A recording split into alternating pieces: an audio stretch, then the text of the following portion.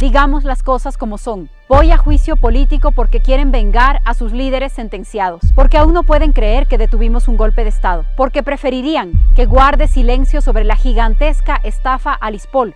Admitió haber usado bombas lacrimógenas caducadas. Así es, usamos material CS cuya fecha de óptimo uso ya había terminado. ¿Sabe lo que está diciendo? Sí, claro que sí. ¿Está reconociendo que Carlos, cometió un delito? No, Carlos. Usar no, bombas lacrimógenas no es caducadas. un delito. No es un delito. No es un delito. Primera cosa, yo no estoy admitiendo cometer un delito, estoy diciendo la verdad. Su gestión en el ministerio ha sido polémica. Prometió erradicar la violencia sexual, reducir el índice de femicidios y disminuir el crimen organizado. Lo cierto es que hasta la fecha se suman más de 16.000 delitos sexuales en el país, 165 casos de femicidio y la tasa de muerte violenta más alta de los últimos 6 años. En este especial te contaremos por qué María Paula Romo nos costó un ojo de la cara. Señores asambleístas, si quieren a una responsable por defender al país y la democracia, por levantar la voz en una de las más gigantescas estafas, por enfrentar a las mafias de todo tipo y por haber investigado y denunciado a uno de los suyos, por eso sí pueden señalarme.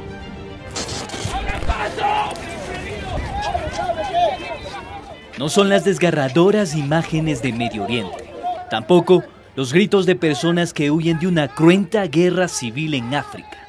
Se trata del paro nacional de octubre, uno de los episodios más oscuros de la historia, que desenmascaró una serie de abusos, violaciones, incluso de presuntos crímenes de lesa humanidad.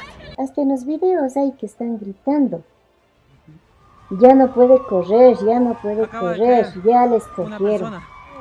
A patadas con los toletes. Y los impactos de las motos que van de una, pues, y embestirles, a ver esos cuerpos, retumbaron al piso. Retumbaron al piso. Al permitir que nos repriman utilizando gases lacrimógenos caducados, y al mentir y al encubrir la verdad de lo que pasaba, porque decían no hay carros blindados, y habían videos en Facebook de la gente que decía, vean, están metiendo contingente bélico como que fuéramos a una guerra. Eran criminales.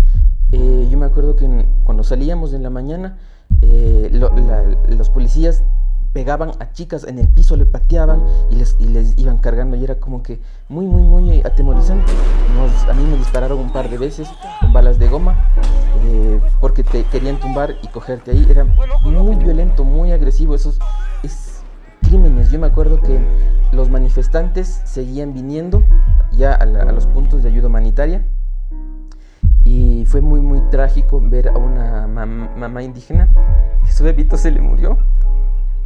Supongo que por gas, y decía, ya no responde mi hijo. Me decían quichua y el bebito solo estaba así. Decía, yo me voy a ir. Y yo le decía, quédese, la católica es segura, no va a pasar nada. Y la señora dijo, no. A nivel nacional se registraron 11 fallecidos, 1.192 detenidos, 1.340 heridos, 4 presos políticos y 3 asambleístas asilados en la Embajada de México, así como causas judiciales abiertas en contra de dirigentes indígenas, líderes sindicales y estudiantiles. María Paula Romo fue uno de los rostros visibles de la represión de octubre.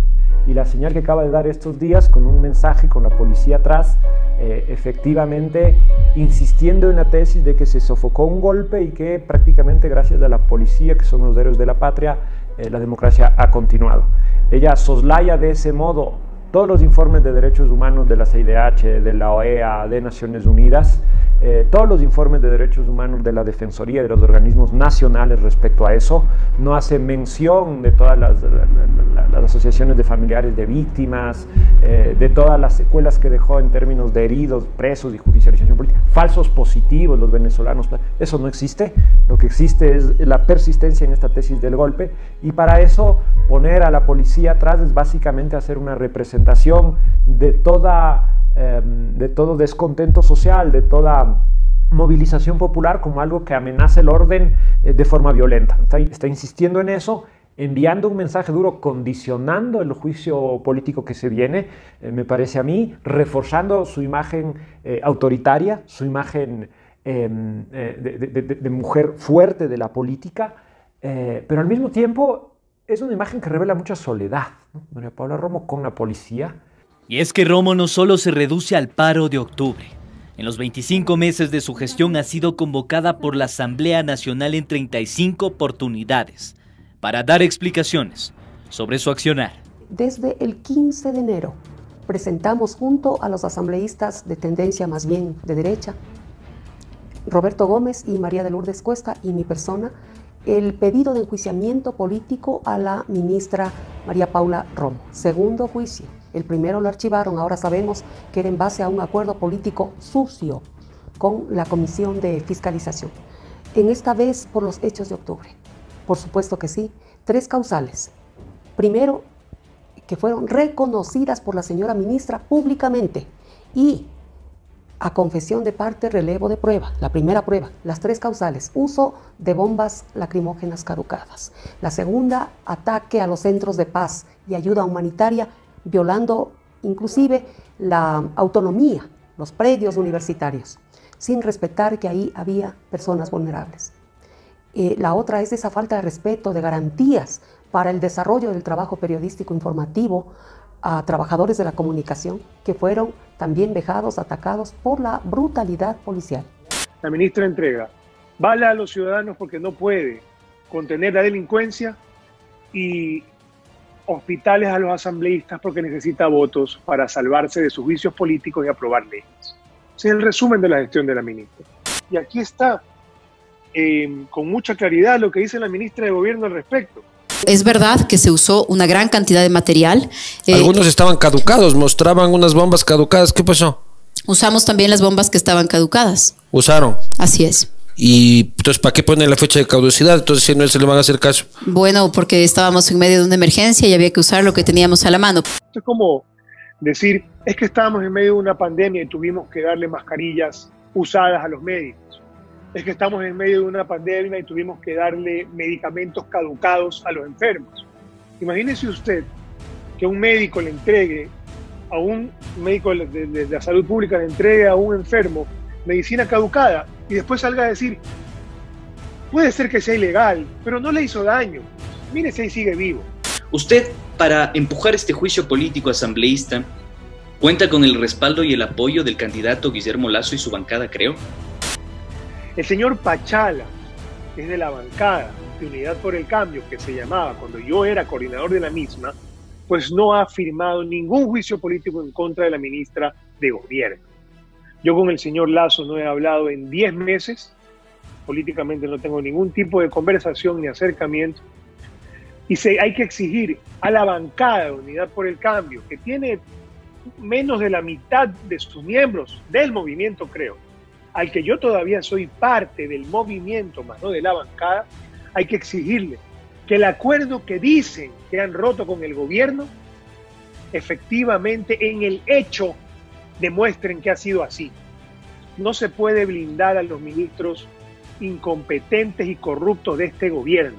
Sus detractores la han acusado del reparto de hospitales, del uso doloso de bienes públicos, de abuso de poder y del reciente desfalco al ISPOL por más de 530 millones de dólares. En este caso ha habido un papel nítido de hecho lo que algunos llamamos la necrogobernabilidad. Entonces hubo un papel nítido del reparto de las instituciones, de la distribución de cargos públicos, de dejar hacer y dejar pasar ciertas dinámicas contrarias a la ley en las instituciones públicas como un requisito para obtener gobernabilidad de parte del gobierno.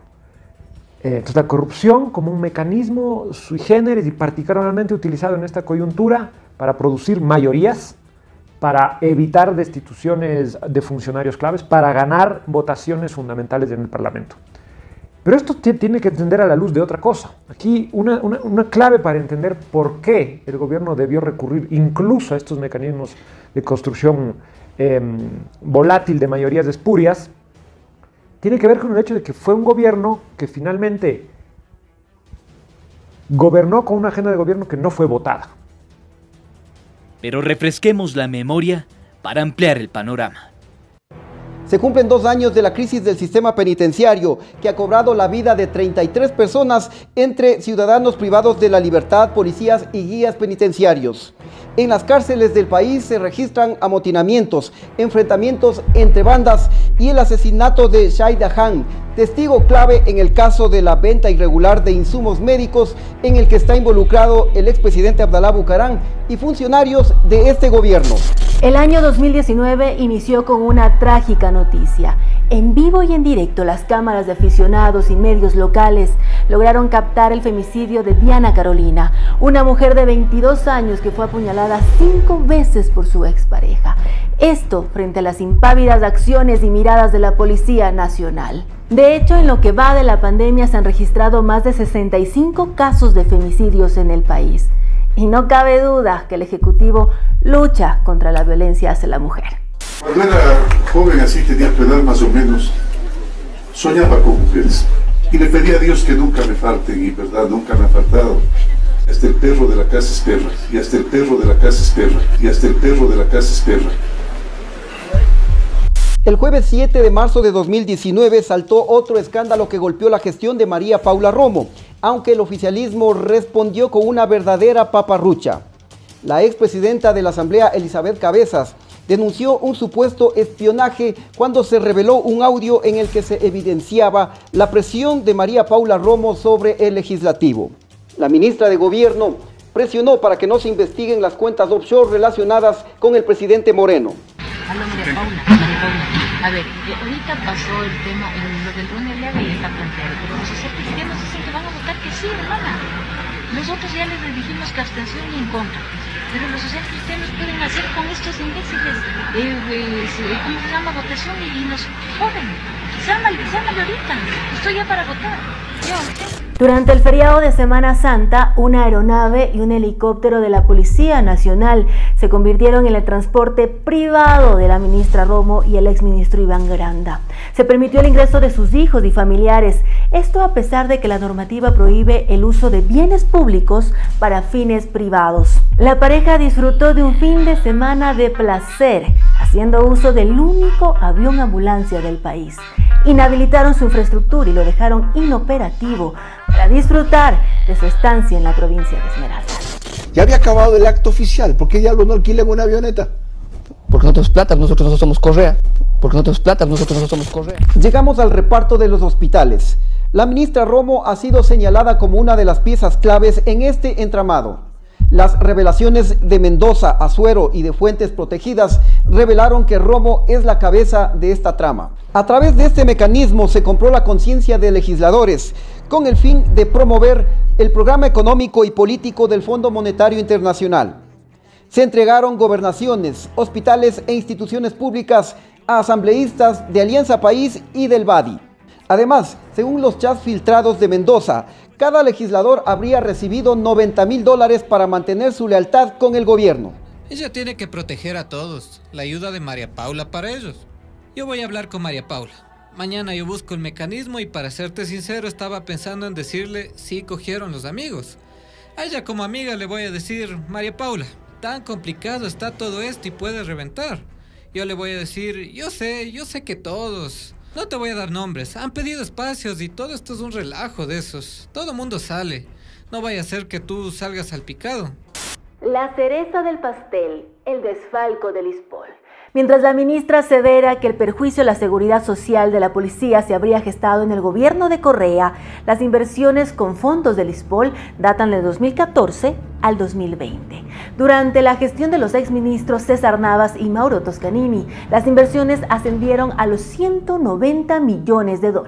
Bajo la conducción de Romo, las operaciones en mercados de valores y bursátiles alcanzaron los $346 millones.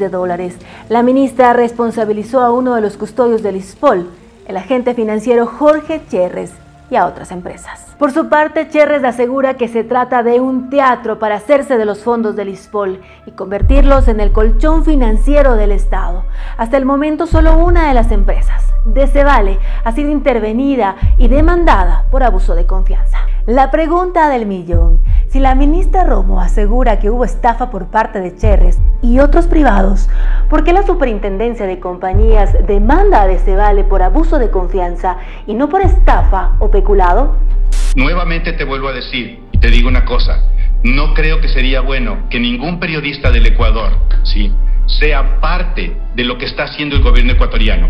Cuando las inversiones del Decevale se vayan al Banco Central del Ecuador, yo pregunto a todos los bancos, a todas las empresas, fondos de inversión y todas las personas que tienen depósitos y son accionistas de empresas grandes del Ecuador, si desean que el gobierno ecuatoriano maneje sus inversiones.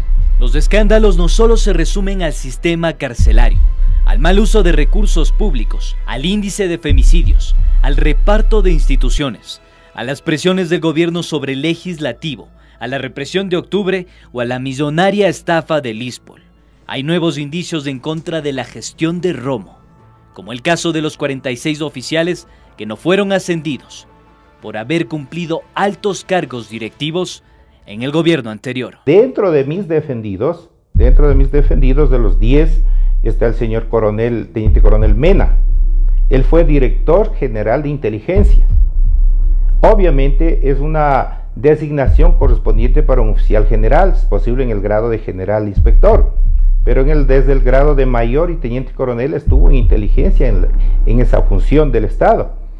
Entonces se podría decir que Mena y Washington Martínez, que fue director y subdirector de inteligencia, que estuvo más afín al gobierno del anterior, entonces podría decirse que fue algo, puede ser político o no de agrado de la señora ministra. ¿Por qué? Al tener el Consejo de Generales o por parte del Ministerio de Gobierno esta imposición de esta nota de concepto, puede verse reflejado como represalia en un ascenso. Efectivamente puede verse reflejada, y en el caso de mis defendidos, para mí pasó eso. A esta lista de denuncias se suma la adquisición de dispositivos para comunicaciones, guerra electrónica, cibernética, web e inteligencia artificial. Ciertos documentos respaldan la compra de licencias de seguridad informática y servicio de datos para las instalaciones policiales del Lumbicí, lugar donde funciona la Oficina de Interferencias Telefónicas. La inversión del gobierno en estos equipos asciende a más de $68.000. El propio asambleísta independiente Roberto Gómez exigió a la ministra que explique el uso de estos equipos y detalle las actividades encomendadas al mayor de la policía, Edison Gabriel Bermeo Ramos, quien habría viajado a Israel y a Chipre para capacitarse en estas operaciones. Dentro de esta información pueden estar las escuchas, y como ustedes muy bien lo ven en todos los noticieros, cuando se incauta droga es porque se hace este tipo de seguimientos y escuchas. Pero todo esto tiene que estar legalizado, formalizado ante una autoridad competente, como es el fiscal, un juez penal. Ellos son los que autorizan de acuerdo a ciertos indicios. Ellos autorizan, y con la autorización del juez se puede hacer todo esto. Y la policía obviamente puede disponer de equipos de interceptación o a través de coordinación con las empresas telefónicas y sacar esta información. El hecho de que se haga sin autorización de un juez o de un fiscal, o al mando de un fiscal ya en determinado caso específico, eso conlleva la responsabilidad del funcionario policial, del servidor policial, o que esté al mando, al jefe, quien haya dispuesto. Eso es otra cosa. Quisimos cotejar la información con la versión oficial del ministerio, pero no obtuvimos su respuesta.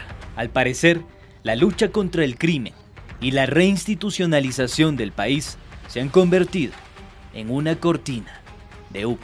Es como si el Estado, a través del estado de excepción, hubiera tomado de cada extremidad a los ciudadanos y les hubiera asestado una paliza legal. ¿Con qué normas?